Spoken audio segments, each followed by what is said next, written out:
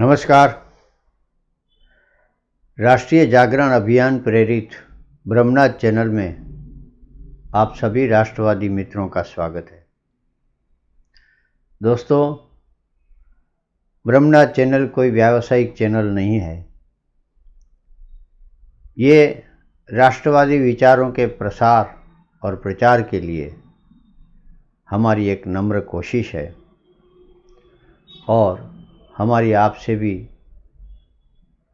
अर्ज है कि आप भी इस मुहिम में हमारे साथ आइए, हमारे साथी बनिए और अपने परिवारजनों, मित्रों और शुभेच्छकों तक इस चैनल की आवाज़ ज़रूर पहुंचाएं। शेयर करें, सब्सक्राइब करें। कमेंट भी आपकी हम बहुत चाहते हैं कि आपको कैसा लग रहा है प्रोग्राम, उस पर आप कमेंट भी ज़रूर भेजें। दोस्तों, आज देशांतर में पहले देखेंगे हम पिछले दिनों बनी हुई घटनाओं और समाचारों की झांकी।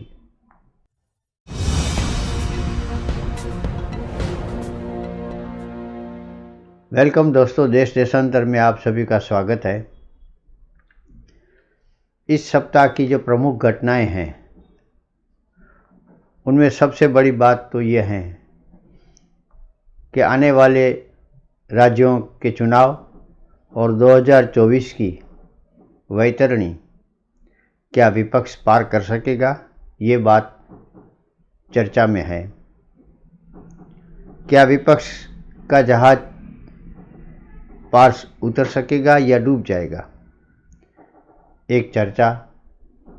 सत्ता के सपने पूरे होंगे कि टूट जाएंगे? दोस्तों, चीनी ड्रैगन का विस्तारवादी पंजा तवांग में फिर पराजित हो चुका है और सारी दुनिया में चीन की किरकिरी हुई है और एक सत्ता के तौर पर उसका बहुत बड़ा अवमूल्यन हो चुका है। भारत ने फिर एक नई विधा प्राप्त की और वो है अग्नि 5।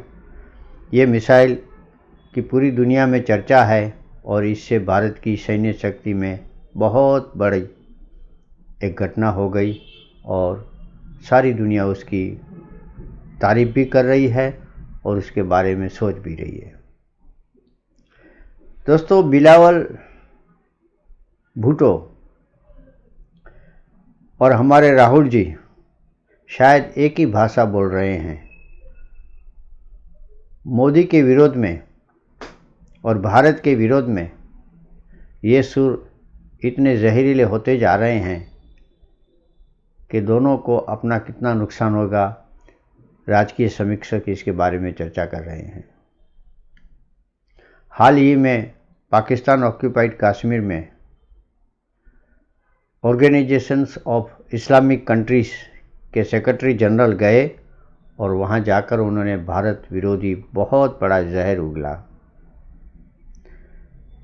दोस्तों, शाहरुख खान हमेशा की तरह चर्चा में है।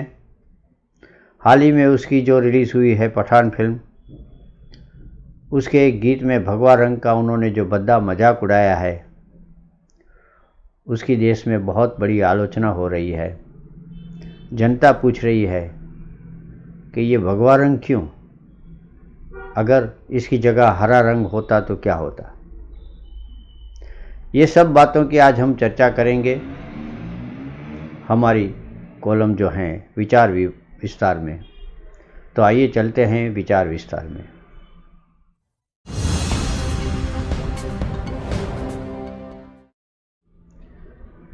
दोस्तों, आज़ादी के अमृत काल में हम नई नई पैदानों पर आगे बढ़ते जा रहे हैं। भारत को अभी कई महत्वपूर्ण पड़ावों और लक्ष्यांकों से गुजरना होगा, लेकिन एक बात सही है कि देश के सामाजिक सांस्कृतिक माहौल में और राजकीय माहौल में भी बड़े परिवर्तन दिखाई दे रहे हैं। विश्व में भारत की एक आत्मनिर्भर छवि उभर कर सामने आ रही है। ये आत्मनिर्भरता सिर्फ घरेलू उत्पादन हम करें और इंपोर्ट हम कुछ कम करें उतने तक सीमित नहीं है, बल्कि ये आत्मनिर्भरता हमारे विचारों और हमारी नीतियों में भी दिखाई दे रही है।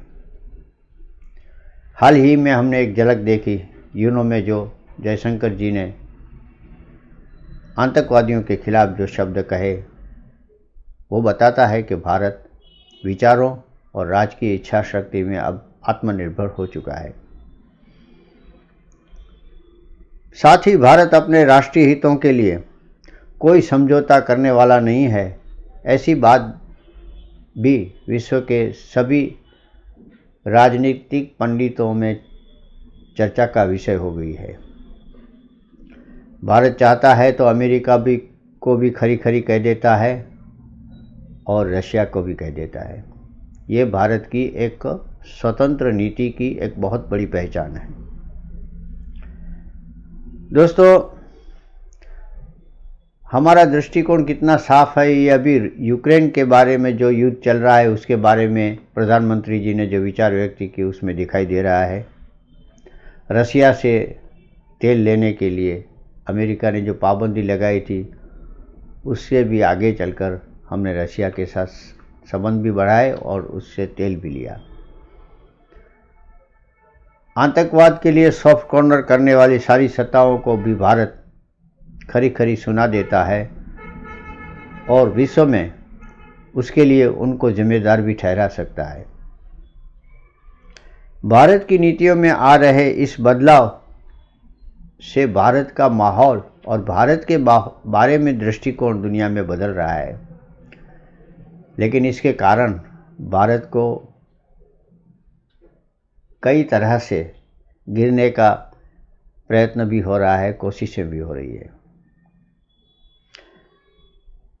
लेकिन भारत की जनता ने अभी हाल में गुजरात में जो चुनाव हुए उसमें प्रचंड सफलता के साथ सत्तावादी बीजेपी और खास करके हमारे लोक नेता नरेंद्र मोदी जी को व्यापक समर्थन दिया। उससे मनोबल और बढ़ा, सरकारी नीतियों में दृढ़ता और आएगी और सबसे ज़्यादा प्रधानमंत्री श्री नरेंद्र मोदी जी एक नायक के रूप में उभरे हुए हैं। दोस्तों, ऐसी परिस्थितियों में आने वाले समय में त्रिपुरा, मेघालय, नागालैंड, कर्नाटक, राजस्थान आदि राज्यों के विधानसभा चुनाव भी आ रहे हैं। तब भी विपक्ष के पास कोई वैकल्पिक असरकारक विचार या नेता या संगठन कुछ भी नहीं है। विपक्ष अभी श्री मोदी जी का विरोध करके और राष्ट्रीय परिस्थितियों के बारे में टीका टिप्पण करके अपना अस्तित्व दिखा रहा है, लेकिन वो शॉर्टकट मार्ग है। जब तक देश के बारे में उनके पास सुस्पष्ट नीति नहीं होगी, वैचारिक गंभीरता नहीं होगी, परिपक्वता नहीं होगी, आंतरिक और बाह्य सुरक्षा की नीति के लिए कोई खास स्पष्ट विचार नहीं होंगे, तब तक विपक्ष खोखला लगता है। आज विपक्ष में जो दिखाई देता है वो तकवादी मिलन बिछोड़े हैं।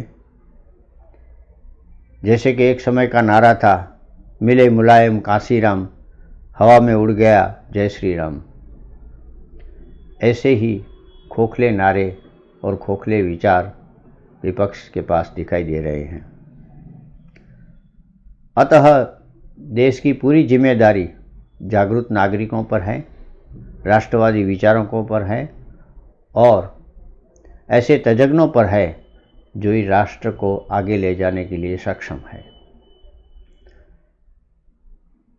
खड़गे और राहुल जी की छवि जितनी चाहिए उतनी अभी भी उभर नहीं रही है। नीतीश बाबू, अखिलेश ये सब हिंदुत्व के विरोधी है। तो ये सारी सिचुएशंस बता रही है कि विपक्ष आत्मघाती मार्ग की ओर चला जा रहा है।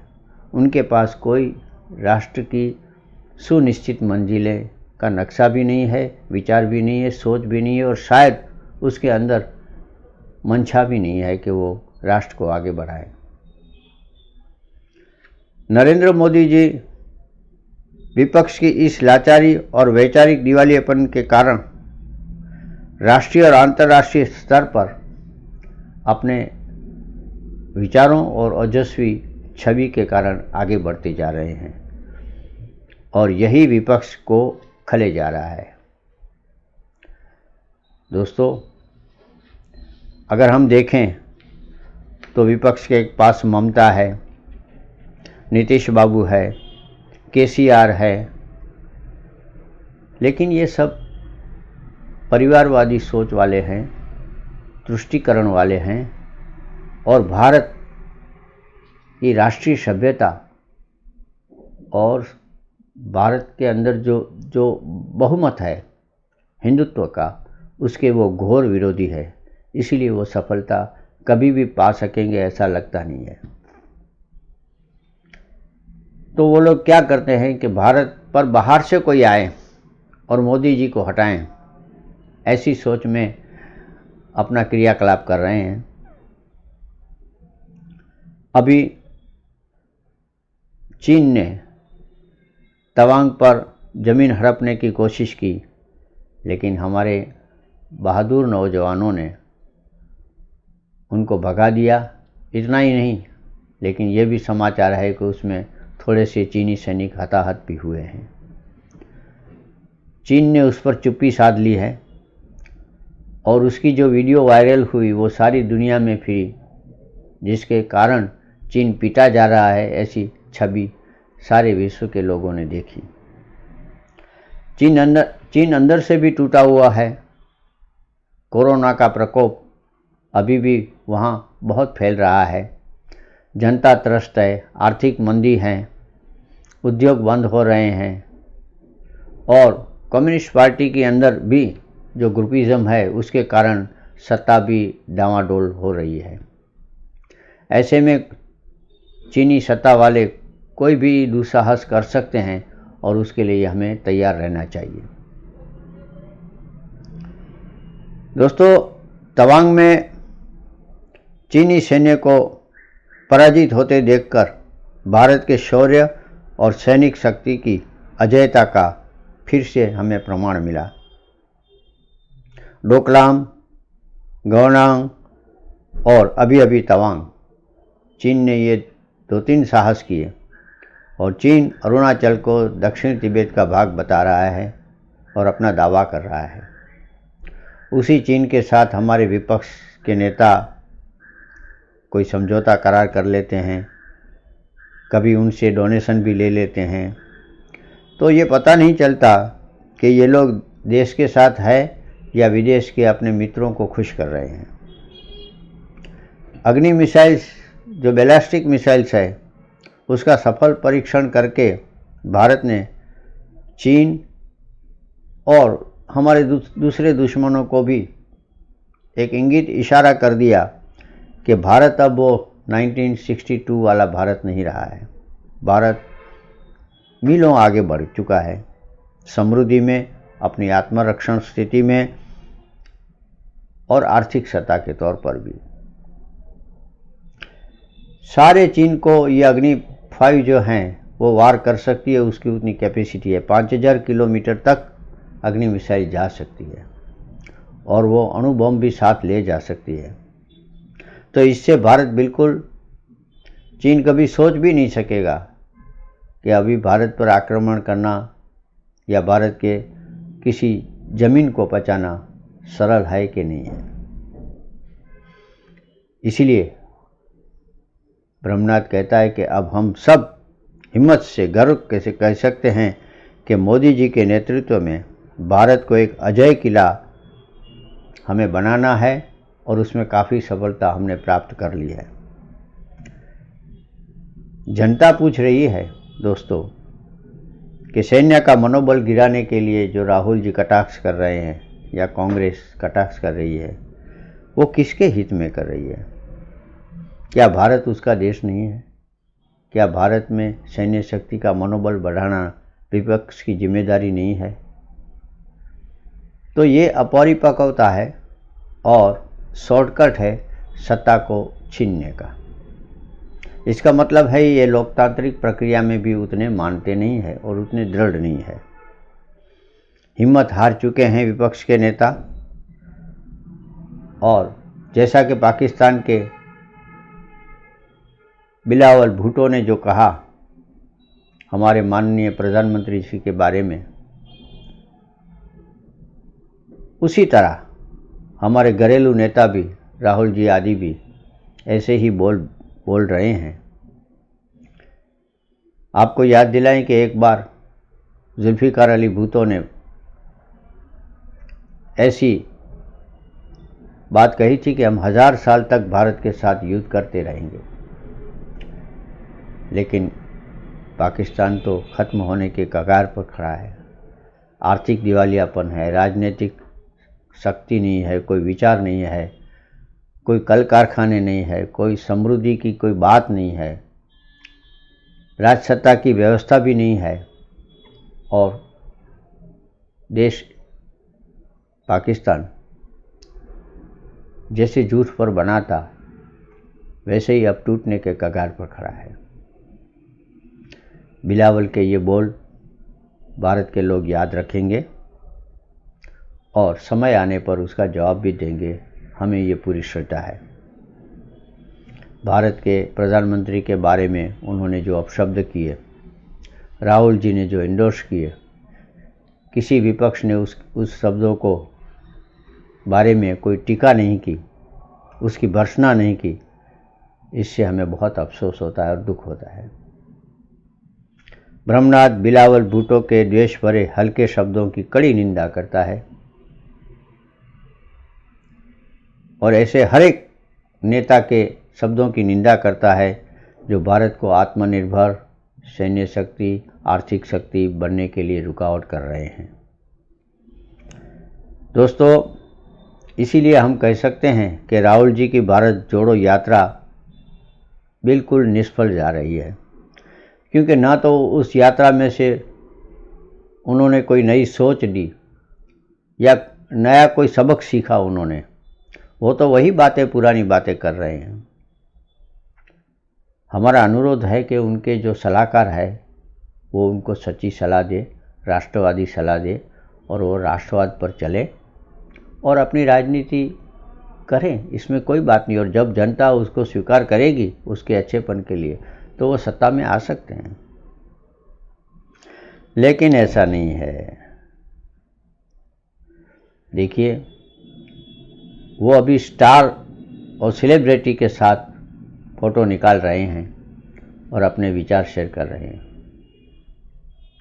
थोड़े समय पहले एक अभिनेत्री उनके साथ गई थी।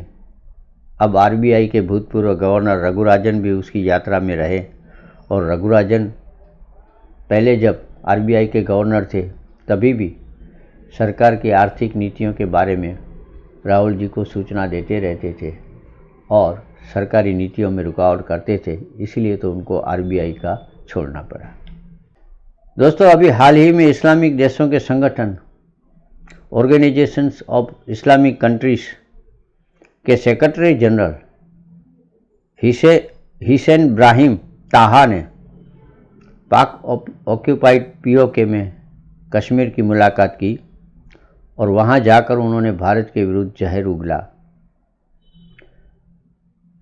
वहां पाकिस्तान को खुश करने के लिए ओआईसी के सेक्रेटरी जनरल ने कहा कि हम पाकिस्तान के साथ हैं कश्मीर प्रश्न में और हम इसका रास्ता निकालने की कोशिश करेंगे कि कश्मीर में पाकिस्तान और भारत के कश्मीर में भी पाकिस्तान की हुकूमत आए। दोस्तों, ओआईसी के सेक्रेटरी जनरल के इस बयान पर हमारे विपक्ष ने दो शब्द भी नहीं कहे, हालांकि कहना चाहिए था।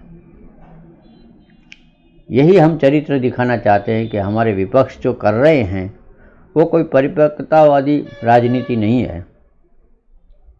इसी बीच शाहरुख खान की पठान फिल्म अपने विवाद के लिए फिर से चर्चा में आ गई है। कहा जाता है कि फिल्म के एक गीत में भगवा रंग का अभद्र विभत्स मजाक उड़ाया गया है। हाल ही में बंगाल गए अमिताभ बच्चन जी ने ममता जी के साथ बैठक करके ये सुर में बात कही कि अभिव्यक्ति की आज़ादी नहीं है। दोस्तों, अभिव्यक्ति की आज़ादी की गारंटी हमारा संविधान देता है और हर एक आदमी को अभिव्यक्ति की आज़ादी है, लेकिन उसकी कुछ मर्यादाएं हैं, उसकी कुछ नीति है, उसके कुछ धर्म है। हर एक आदमी जो चाहे ऐसा भारत के लिए बोल नहीं सकता, और ख़ास करके भारत के सनातन धर्म के विरुद्ध या दूसरे किसी के भी धर्म के विरुद्ध कोई खराब बात बोलेगा तो वो अभिव्यक्ति की आज़ादी नहीं है, बल्कि अभिव्यक्ति की आज़ादी का उल्लंघन है और अपराध है। शाहरुख खान ने क्रिएटिव फ्रीडम के नाम से ये चर्चा में कहा कि हमारे गीत में ऐसी कोई बात नहीं है, लेकिन उन्होंने जो भगवा रंग के कपड़े में एक विभत्स और भद्दा नाच दिखाया है और प्रतीकात्मक तौर पर भगवे रंग का मजाक उड़ाया है, हिंदुत्व का मजाक उड़ाया है, तो इससे भारत की सनातन धर्म की जनता जो है बहुत आहत है। ऐसा नहीं करना चाहिए उसको। अगर भगवा रंग के बदले उन्होंने हीरोइन को हरे रंग के कपड़े पहनाए होते और फिर ऐसा विभत्स मजाक किया होता तो क्या उसका परिणाम आता, ये हम आपकी सोच पर छोड़ते हैं। दोस्तों, पठान के दृश्यों में शाहरुख खान ने ये जो बातें कही है और हमारे फिल्म मेकर फ्रीक्वेंटली जब उसको ठीक लगे तब सनातन हिंदू धर्म पर, उसके देवताओं पर, उसकी संस्कृति पर, उसके उत्सवों पर, उसकी मान्यताओं पर हल्के और भद्दे जो विभत्स बातें कहते रहते हैं, उसके लिए हमें सबको मिलकर कोई ठोस कदम उठाने चाहिए। कई संगठन ऐसे बाहर आए हैं जिन्होंने इसका आगे बढ़कर विरोध किया है। तो दोस्तों, ये सारी चीज़ें जो हैं इस सप्ताह में हमें ये सोचने के लिए मजबूर करती है कि एक तरफ भारत विकास की गति पर उन्मुख चला जा रहा है, एक तरफ भारत को सशक्त नरेंद्र मोदी जैसे व्यक्तित्व का साथ मिला है और भारत वैचारिक तौर पर सशक्तिकरण और आत्मनिर्भर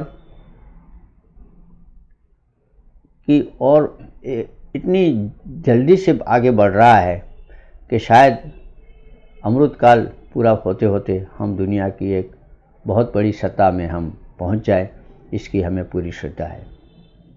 दोस्तों, इसलिए हमारा आप सबसे अनुरोध है कि इस राष्ट्र में ऐसे विचारों को फैलाइए, ऐसे विचारों को प्रसार कीजिए, और हमारा एक छोटा सा प्रयत्न है, छोटी सी कोशिश है ब्रह्मनाथ के ज़रिए इस विचारों को फैलाने की। उसके साथ भी आप आइए, जुड़िए।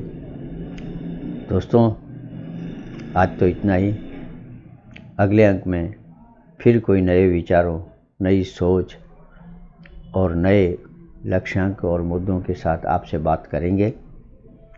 चलते चलते हमेशा की तरह हम आपको ले जाते हैं वंदे मातरम में।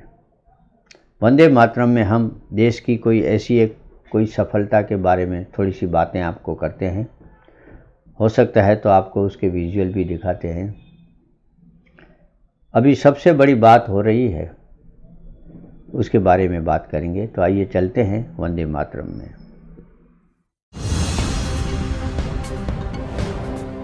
नमस्कार दोस्तों, वंदे मातरम में आपका स्वागत है। दोस्तों, जैसे आप जानते हैं कि भारत को G20 देशों के बहुत ही शक्तिशाली राष्ट्रों का जो समूह है उसका नेतृत्व मिला है। आगामी पूरे साल में भारत के अनेक शहरों और सांस्कृतिक स्थलों को इसकी मेज़बानी मिलेगी। विदेशों से अनेक डेलीगेशन आएंगे, अलग अलग स्तर के आर्टिस्ट आएंगे, बौद्धिक आएंगे, आर्थिक निष्णात आएंगे, सरकार के प्रतिनिधि आएंगे और भारत में वो भारत का जो विकास है वो भी देखेंगे और यहाँ चर्चा विचारणा भी करेंगे। उनके लिए भारत ने बहुत सारे शहरों को सजाने की, दिखाने की और मेज़बानी करने की तैयारी शुरू कर दी है। अंतर्राष्ट्रीय मंच पर भारत की यह एक महान और अद्वितीय घटना बनी रहेगी। भारत के विदेश मंत्री श्री जयशंकर जी की कूटनीति और कौशल्यता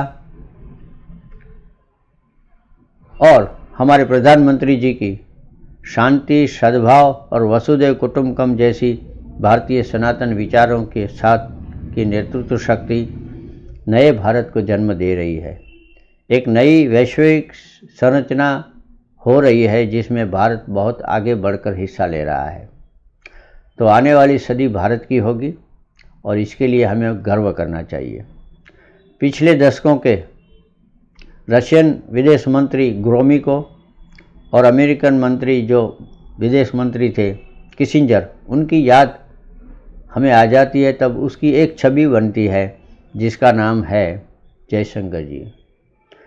जयशंकर जी विदेश नीति में इतने कामयाब रहे हैं और इतनी सूझबूझ से काम करते हैं, दुश्मनों को भी सही बातों का सही समय पर जवाब देते हैं और देश को आगे ले जाने के लिए भी कूटनीतिक का बहुत बड़ा सहयोग दे रहे हैं। तो उसके नेतृत्व में, उसके विचारों में और हमारे प्रधानमंत्री जी की दृढ़ इच्छा शक्ति के कारण हाल ही में बेंगलोर और मुंबई में G20 देशों के प्रतिनिधि मंडलों की गोष्ठियाँ हुई। वहाँ उनका शानदार स्वागत हुआ। भारत की सांस्कृतिक झलकियाँ उनके साथ पेश की गई। ये G20 के जो प्रोग्राम होंगे उसके कारण भारत की संस्कृति, भारत का टूरिज़्म और भारत की राजकीय, आर्थिक और सांस्कृतिक छवि का सारे विश्व को बहुत अच्छी तरह से ज्ञान होगा। तो दोस्तों, अभी बेंगलोर और मुंबई में G20 देशों के प्रतिनिधि मंडल जो आए थे उनके साथ गोष्ठियाँ तो हुई, लेकिन उनको भारत की संस्कृति और सामाजिक रंगारंग तस्वीरों से भी और कार्यक्रमों से भी उनको अवगत कराया गया। हम देखते हैं ऐसी कुछ रंगारंग प्रवृत्तियों की झलकियाँ। धन्यवाद। आप ये देखें और हमें आप विदा दें। नमस्कार, धन्यवाद।